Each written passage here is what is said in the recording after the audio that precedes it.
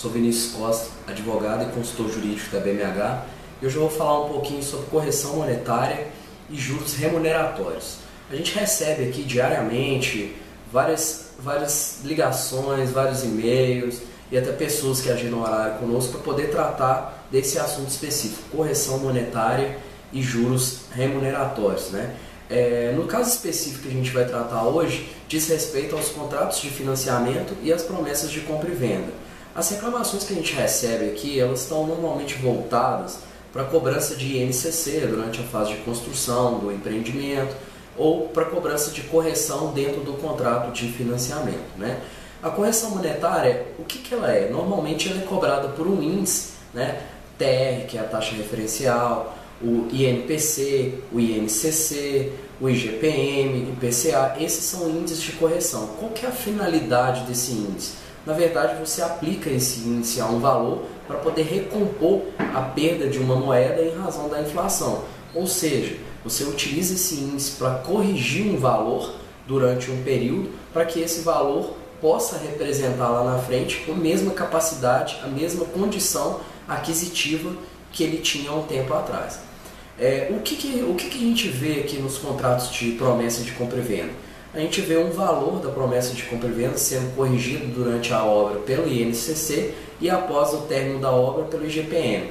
Muita gente fica assustada quando vai financiar, que acredita que o valor que efetivamente vai financiar é aquele que foi disposto no contrato e toma um susto ao receber a resposta do agente financeiro de que o valor que ele tem que financiar é maior.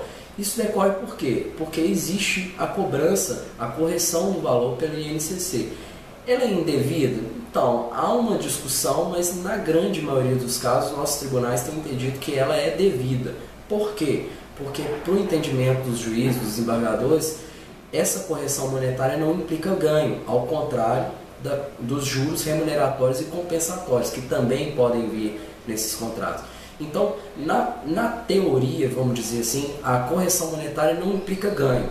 Mas se a gente for observar aí nas hipóteses de atraso na entrega das chaves, na prática ela implica o quê? Prejuízo para o comprador. Por quê?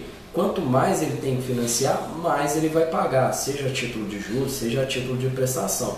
Então ela pode não implicar ganho, mas por um outro lado ela pode implicar um prejuízo para o comprador, para o mutuário. Os juros remuneratórios ou compensatórios, por outro lado, ele já tem o quê? Um caráter de remunerar o capital. Então, sempre que tem um capital emprestado, sempre que você vai buscar um financiamento, você retira esse dinheiro do banco, você tem um capital emprestado.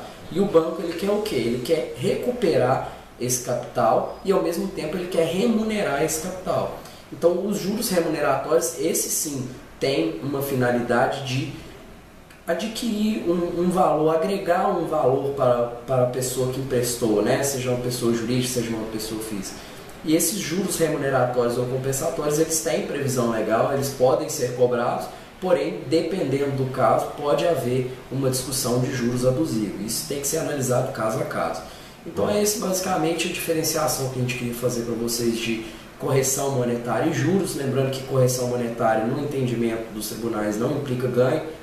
Os juros remuneratórios, na prática, implica em ganho, é a remuneração do capital. E aí cada caso deve ser analisado, cada índice deve ser analisado e deve ser verificado pelo comprador se foi aplicado de forma correta ou não.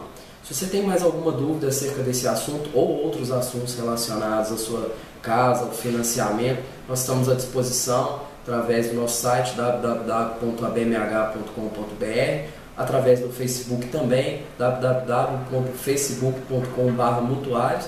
É isso aí, até o próximo vídeo.